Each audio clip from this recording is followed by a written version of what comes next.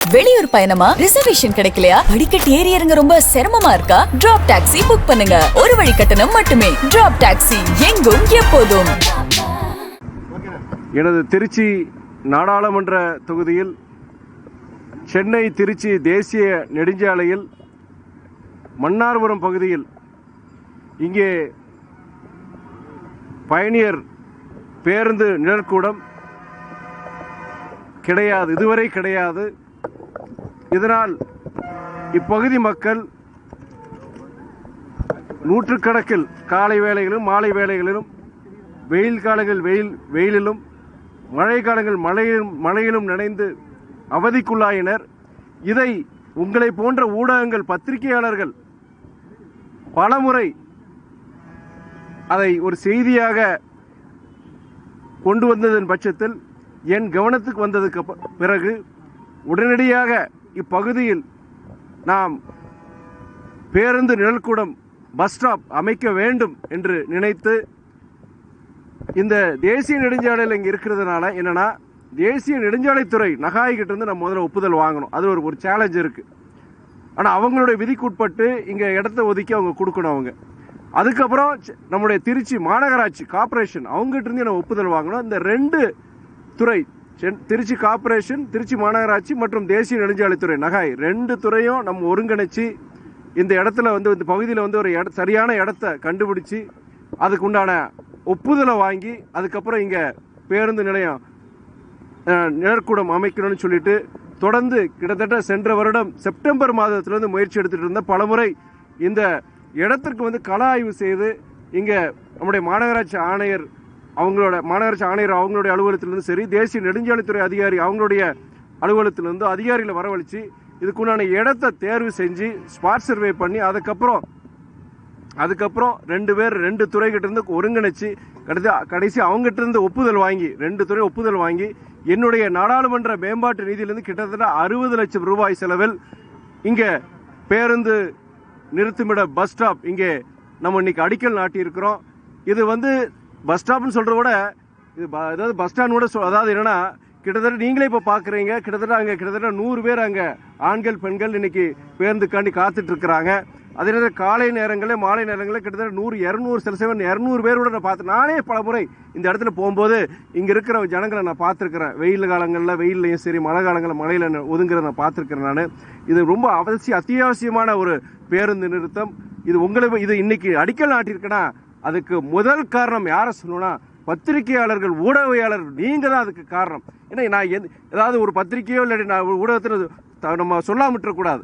அத்தனை திருச்சியில் இருக்க அத்தனை ஊடகங்கள், பத்திரிகைக்காரங்க, நீங்க பல மாசத்துக்கு ஒரு முறைனாச்சும் ஏதாவது ஒரு இதில் செய்தி வந்துடும். இந்த மாதிரி மன்னார்புரத்தில் ஜனங்க சங்கடப்படுறாங்க, இங்க பேருந்து நிறுத்த இடம் இல்லாததுனால வெயிலையும் மழையில் நினைக்கிறாங்கன்னு சொல்லிட்டு பல முறை பெரிய ஆர்டிக்கல், சிலதில் பக்கத்துக்கு இது ஒரு நியூஸ் ஆர்டிக்கலா ஒரு செய்தியா நீங்க கொண்டு வந்திருக்கிறீங்க. இந்த ஜனங்களுடைய கஷ்டத்தை புரிஞ்சு இன்னைக்கு நீங்க கொண்டு வந்ததன் விளைவு தான் இன்னைக்கு நான் அடிக்கல் நாட்டியிருக்கேன்.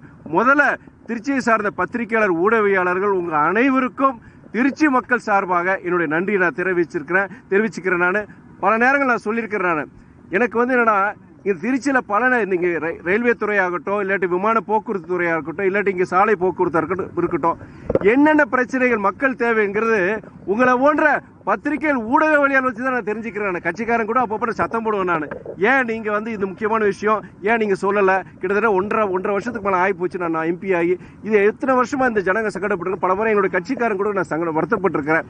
அப்படி எனக்கு பெரிய உதவியா இருக்கிறது பத்திரிகை ஊடகவியலாளர் இருக்கிறவங்க. உங்களுடைய கோரிக்கையில பல கோரிக்கையில இன்னைக்கு இங்க திருச்சியில மன்னார்புரத்துல இந்த பேருந்து இது என்னன்னா, கிட்டத்தட்ட 100-150 பேர் பயன்படுத்துற மாதிரி, ஒரே நேரத்தில் 150 பேர் நிக்கிற மாதிரி பயன்படுத்துற மாதிரி தான் பெரிய அளவில் கிட்டத்தட்ட 60 லட்சம் ரூபாயில நம்ம இது செலவு பண்ணி நம்ம பண்ணியிருக்கிறோம். எனக்கு இன்னைக்கு ஒரு மகிழ்ச்சியாது. அது இல்லாம தேர்தல் சில நாட்கள்ல வாரங்கள்ல அறிவிக்கிறதுக்கு உண்டான வாய்ப்பு இருக்கிறதுனால எனக்கு ஒரு பயம் என்னன்னா, இது தேர்தல் அறிவிப்பு வந்துருச்சு வச்சுக்கோங்க, அடுத்த ஒரு 3 மாசத்துக்கு எந்த வேலையும் நடக்காது. அதற்கு முன்னாடி எனக்கு இது கண்டிப்பா இந்த ஒப்புதல் வரணும், தேசிய நெடுஞ்சாலைத்துறைகிட்ட ஒப்புதல் வரணும்னு சொல்லிட்டு மாநகராட்சி துறையிலிருந்து அவங்ககிட்ட இருந்து ஒப்புதல் வரும்னு சொல்லிட்டு 2 பேர்கிட்ட, மாநகராட்சி ஆணையர்கிட்டயும் சரி, தேசிய நெடுஞ்சாலைத்துறை சார்ந்த மண்டல அலுவலர் அவர்கிட்டயும் சரி, கிட்டத்தட்ட போன வருஷம் செப்டம்பர் மாசத்துல வாரத்துக்கு ஒரு முறை இது எப்போ ஒவ்வொரு இது அந்த ஃபைல் மூவ் ஆகிறதுக்கு தொடர்ந்து முயற்சி பண்ணியிருக்கேன். என் அலுவலகத்தை சார்ந்த நபர்கள் என் அலுவலகம் திருச்சி நாடாளுமன்ற அலுவலகத்தில் இருக்கிறவங்க சரி, இங்க இருக்கிற மாவட்ட செயலாளர்கள், துணை பொதுச் செயலாளர்கள் எல்லாருக்கும் இந்த நேரத்தில் நான் நன்றி தெரிவிச்சுக்கிறேன். இந்த பகுதியை சேர்ந்த கவுன்சிலர் அவங்களுக்கு நான் நன்றி தெரிவிச்சுக்கிறேன். நான் இது நல்லபடியாக அந்த வேலை முடியணும், இந்த பகுதி மக்கள் நன்றாக இதை பயன்பெறும் சொல்லி நான் பயன்பெறுவார்கள் நம்பிக்கை இருக்கிறேன். இது கிட்டத்தட்ட ஒரு 3 மாதம் 4 மாதம் ஆகும், 3 to 4 months ஆகும், 3-4 மாதம் ஆகும். இதில் அவங்க முதல்ல ஃபில்லிங், நீங்கள் பார்த்தீங்க ஒரு பள்ளத்தில் இருக்கோம், இப்போ ஒரு பள்ளத்தில் இருக்கிறோம். இதில் ஃபஸ்ட்டு ஃபில்லிங் ஒர்க் இருக்குது. ஃபில்லிங் ஒர்க்குக்கு அப்புறம் தான் இந்த நம்மளுடைய இந்த பஸ் ஸ்டாப் வேலையை ஆரம்பிப்பாங்க.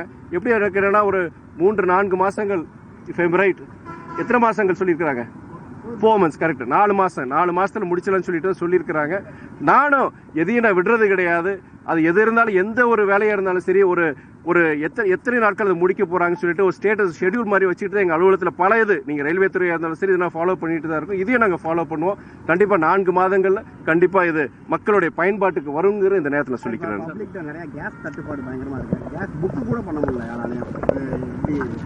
நீங்கள் எப்போ அமெரிக்கா, இஸ்ரேல், ஈரானோட அந்த போர் தொடுத்தாங்களோ, உன நம்ம ஏர்போர்ட்டில் நினைக்கிறேன். நம்ம அப்போ அங்கே வந்திருக்க நம்ம உடைவுகளை அன்னைக்கே நான் சொன்னேன். நான் இது ஈரான் மற்றும் வளைகுடா பகுதியில் மாத்திரம் கிடையாது, உலகம் முழுவதும் பல பிரச்சனைகளை உருவாக்கும். அதில் குறிப்பாக கச்சா எண்ணெய் சம்பந்தமான பெட்ரோல், டீசல், கேஸ் இது பெரும் தட்டுப்பாடு வரும், விலை உயருங்கிறது அன்னைக்கு நான் சொல்லியிருந்தேன். நான் சொன்ன மாதிரி இன்னைக்கு அந்த கச்சா எண்ணெயோடைய தட்டுப்பாடுனால இன்னைக்கு உங்களுக்கு அதோடைய விலை, பெட்ரோல் டீசல் விலையும் உயர்ந்திருக்கு. அதே நேரத்தில் கேஸ் விலையும் உயர்ந்திருக்கு. கிட்டத்தட்ட 60 ரூபா டொமஸ்டிக் சிலிண்டருக்கு வீட்டு உபயோகத்துக்கு 60 ரூபாயும், நீங்கள் கமர்ஷியல் கிட்டத்தட்ட 110 ரூபா 113 ரூபாய் உயர்ந்திருக்கு. அது இல்லாமல் இப்போ தட்டுப்பாடு இருக்குன்னு சொல்கிறாங்க. ஆனால் ஒன்றிய அரசாங்கம் பொறுத்தவரை என்ன சொல்லியிருக்கிறாங்கன்னா, அதுக்கு உண்டான மாற்று ஏற்பாடு செஞ்சுருக்கிறோம். நாங்கள் ஈரான் அந்த பகுதியை அல்லாமல் பிற பகுதியிலேருந்து, பிற நாடுகள்லேருந்து இந்த கச்சா எண்ணெய் நாங்கள் வரவழைச்சு அதுக்கு இந்த தட்டுப்பாடை கண்டிப்பாக நாங்கள் அது குறையை நாங்கள் நிவர்த்தி செய்வோம்னு சொல்லியிருக்கிறாங்க சில நாட்கள். அதே நேரத்தில் ஜனங்களும் பொறுத்த வரைக்கும் இங்கே இருக்கிற இது செயற்கையான தட்டுப்பாடாங்க ஒரு சந்தேகம் வருது. சில பேர் பதுக்குறாங்கிற மாதிரி சொல்கிறாங்க. ஆனால் இது என்னன்னா, மாநில அரசும் சரி, ஒன்றிய அரசும் சரி, இதுக்கு ஒன்றிணைஞ்சு இது போன்ற பதுக்கல் அதை தவிர்த்து, அதுபோல் அதே மாதிரி நீங்கள் வளைகுடா நாடுகள் ஏற்பட்ட இந்த பிரச்சனையினால் இல்லாமல் பிற பகுதியில், உலகத்தில் பிற பகுதியிலிருந்து இந்த கச்சா எண்ணெயை கொண்டு இந்த பிரச்சனை நீங்கள் தீர்த்து வைக்கிறோம். ஏற்கனவே நிறைய ஹோட்டல்கள், நீங்களே பார்த்துருக்க, உணவகங்கள் பொறுத்த வரைக்கும் இந்த கேஸ் தட்டுப்பாட்டால் தமிழ்நாடு மாத்திரம் கிடையாது, இந்தியா முழுவதும் பல இடங்கள்ல மூடப்படுறதா அவங்க சொல்றாங்க. மூடநாட்டியோடு கூட அவங்க முழுவீச்சு அவங்களுடைய தொழிலை செய்ய முடியாத ஒரு சூழல் இருக்கான்னு சொல்றாங்க. இது ஒரு முக்கியமான ஒரு விஷயம். ஒன்றிய அரசும் சரி, குறிப்பாக ஒன்றிய அரசு இதை தலையிட்டு ஒரு இது கொண்டு வரணுங்கிறது என்னுடைய வேண்டுகோள். மாவட்ட செயலாளர் பெரும்பான்மையானவர் இன்னைக்கு கருத்து சொல்லியிருக்காங்க. அவங்க வீடியோ காலில் கருத்து சொல்லியிருக்காங்களா? என்டிஏக்கு தாவேகா போச்சுன்னா இந்தியா கூட்டணியோட வெற்றி வாய்ப்பு எப்படி இருக்கு? நீங்க சகோதரர் விஜயை பொறுத்த வரைக்கும் அவர் அரசியல்ல அடியெடுத்து வைத்த உடன் அவர் பொதுவாக சொன்னார், அவர் 2 பாஜகவையும் எதிர்க்கிறேன்னு சொன்னாரு, மாநில அரசு திமுக அரசையும் எதிர்க்கிறேன்னு சொன்னாரு. அது 2மே அவர் எதிர்க்கிறாரு. அதுக்காண்டி தான் அரசியலுக்கு வந்தேன்னு சொல்றாரு. இப்போ திடீர்னு பார்த்தீங்கன்னா அவங்களுடைய கட்சி கூட்டத்தை கூட்டி மாவட்ட செயலாளருக்கு இத்தனை பேர் விரும்புகிறாங்கன்னு சொல்றது, இது தலைமையோடைய ஒப்புதல் இல்லாமல் மாவட்ட செயலர் என்னைக்கு தலையாடாமல் வாழாடாதுன்னு சொல்லுவாங்க. அது மாதிரி இது மாவட்ட செயலர் சொல்றாங்க, செய்யறாங்க. அப்போ நான் அதில் முடிவை மாற்ற போறாரா செய்யறாங்கிறது காலப்போக்கில் தான் தெரியும். அவருடைய என்ன முடிவு எடுத்தாரோ அதில் என்னைக்கு ஒரு முடிவு எடுத்தாரோ அதில் கடைசி வரைக்கும் இருக்கணும். அப்போதான் நம்பகத்தன்மை இருக்கும். அதே வேளையில் பொறுத்த வரைக்கும் கூட்டணி ஒரு கூட்டணி பாஜக அதிமுக கூட்டணி வைத்தாலும் எங்களுடைய கூட்டணியை பொறுத்த வரைக்கும் பாதிப்பு உருவாகாது என்ற நம்பிக்கை இருக்கு. ஏன்னா கடந்த கிட்டத்தட்ட 5 ஆண்டுகளில் பொறுத்த வரைக்கும் மக்கள் சார்ந்த அடித்தட்டு மக்களை சார்ந்த பிரச்சனைகளாக இருக்கட்டும், அடித்தட்டு சமூக நீதியின் அடிப்படையில் அடித்தட்டு ஜனங்களுக்கு தேவையான திட்டங்களை அவங்க இந்த அரசாங்கம் நிறைவேற்றி இருக்கிறாங்க. அதே நேரம் தமிழ்நாட்டில் தொழில் வளர்ச்சியை கொண்டு வருவதற்கு உண்டான புரிந்துணர்வு ஒப்பந்தங்கள் அது கிட்டத்தட்ட அதன் மூலியமா பல லட்சம் கோடிகள் முதலீடு, லட்சக்கணக்கான கிட்டத்தட்ட 30 லட்சத்துக்கும் மேற்பட்ட வேலை வாய்ப்புகள் உருவாக்கி இருக்கிறாங்க. இது போன்ற ஒரு பக்கம் தொழில் வளர்ச்சி, ஒரு பக்கம் சமூக நீதியை நிலைநாட்டிட அடித்தட்டு மக்களுக்கு உண்டான திட்டங்களை நிறைவேற்றி இருக்கிறாங்க. இதன் அடிப்படையில் என்னன்னா, ஒரு தமிழக மக்கள் திமுக தலைமையிலான மதசார்பற்ற முற்போக்கு கூட்டணிக்கு பேராதரவு அளிப்பார்கள் நம்பிக்கை இருக்கு. ரஜினி அரசியலுக்கு வரக்கூடாதுன்னு திமுக தான் தடுத்துச்சுன்னு மிரட்டிட்டாங்க ரஜினி. இப்போ அதாவது அரசியலை பொறுத்த வரைக்கும் பல பேர் பல கருத்துக்களை சொல்றாங்க. எது உண்மை எது பொய்ங்கிறது உங்களை போன்ற பத்திரிகையாளர்கள் ஊடகவியாளர்கள் அதுதான் நீங்கள் ஜனங்களுக்கு கொண்டு போகணும். அப்படி ஒரு கருத்து சொல்லியிருக்கிறாரா, நீங்கள் கேட்க வேண்டிய கேள்வி எங்கிட்ட 2 இடத்துல. ஒன்று நம்முடைய சகோதரர் ஆதவ் கிட்ட கேட்கணும், இன்னொன்று இல்லைன்னா நம்முடைய சூப்பர் ஸ்டார் ரஜினிகாந்த் சார்கிட்டே நீங்கள் கேட்கணும். அவங்க 2 பேருக்கு தான் உண்மை தெரியும். இவர் சொல்லியிருக்கிறார், அது பதில் சொல்ல வேண்டிய ரஜினி சார். இதில் நான் என்ன ஒன்றும் சொல்ல முடியாது. எதுவாக இருந்தாலும் இந்த வரும் தேர்தலில் திமுக தலைமையிலான மதசார்பற்ற முற்போக்கு கூட்டணி மிகப்பெரிய வெற்றி அடையுங்கிற நம்பிக்கையோடு இருக்கலாம். இல்ல, தொகுதியை பொறுத்த வரைக்கும் நீங்க ஏற்கனவே நான் அறிவிச்ச மாதிரி, நாங்கள் எங்கள் இயக்கத்தில் அறிவிச்ச மாதிரி 4 தொகுதிகள் ஒதுக்கி இருக்கிறாங்க. எந்தெந்த தொகுதியிலுங்கிறது மற்ற இயக்கங்களோட அந்த எண்ணிக்கை முடிவு செய்யப்பட்டு அதுக்கப்புறம் தான் அது எந்தெந்த தொகுதியில் எந்தெந்த இயக்கங்களுக்கு பேசுவாங்க. இதுவரைக்கும் அந்த மாதிரி எந்தெந்த தொகுதிகளை நாங்களும் சொல்லலை, அவங்களும் அது சொல்லலை. அடுத்து பிற இயக்கங்கள், நீங்க நிறைய இயக்கங்கள் இந்த கூட்டணியில் சேர்ந்திருக்கிறாங்க. ஒவ்வொரு இயக்கத்துக்கும் எவ்வளவு தொகுதிகள் முடிவு செய்யப்பட்டு அதற்கு பிறகு உடன்பாடு ஏற்பட்ட பிறகு அந்தந்த இயக்கங்களுக்கு எந்தெந்த தொகுதிங்கிறது முடிவு தெரிவிக்கப்படும்.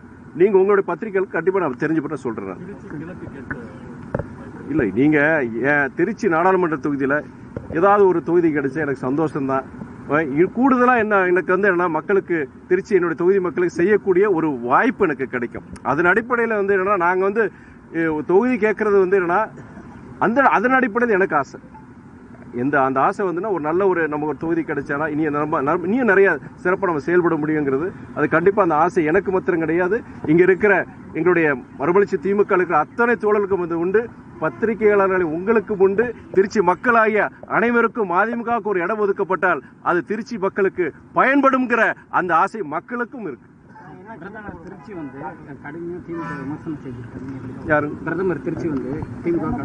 நீங்க நம்மளுடைய பிரதமர் மோடி அவர்கள் பொறுத்த வரைக்கும் இன்னைக்கு தேர்தல் அறிவிச்சிட்டாங்க. அவர் தமிழ்நாட்டுக்கு வராரு. தேர்தல் நெருங்கி வர இந்த நேரத்தில் அந்த கூட்டணி, அவங்க அதிமுக பாஜக இருக்கிற கூட்டணி வெற்றி பெறதுக்கு அவங்க கட்சிக்காரங்க உத்வேகப்படுத்துறதுக்காண்டி அது போன்ற விஷயங்கள் சொல்றாரு. அதை நாம் பொருட்படுத்த வேண்டாம். நீங்க பொறுத்தவரை யாரா இருந்தாலும் சரி, தமிழக அரசு, திமுக அரசா இருக்கட்டும், பாஜக அரசா இருக்கட்டும், தமிழ்நாட்டுக்கு பொறுத்த வரைக்கும் யாரை என்ன செஞ்சாங்க மக்களுக்கு தெரியும். உண்மையிலே சொல்லனா இங்க தமிழ்நாட்டுக்கு பொறுத்த தேவையான திட்டங்களா இருக்கட்டும், அந்த திட்டங்களை நிறைவேற்றக்கூடிய நிதியா இருக்கட்டும், பல நீங்க ஒன்றிய அரசு நிராகரிச்சிருக்கிறாங்க. அதுக்கு என்னன்னா அது நாங்க தேர்தலுக்கு போகும்போது திமுக அரசு செஞ்ச சாதனைகள் மாத்திரம் கிடையாது, பாஜக அரசு தமிழ்நாட்டுக்கு அவங்க என்ன செஞ்சாங்க என்ன செய்யலைங்கிற அதையும் நாங்கள் கொண்டு தான் போறோம். கண்டிப்பா இதுக்கு உண்டான விடை தேர்தலில் தெரியும்.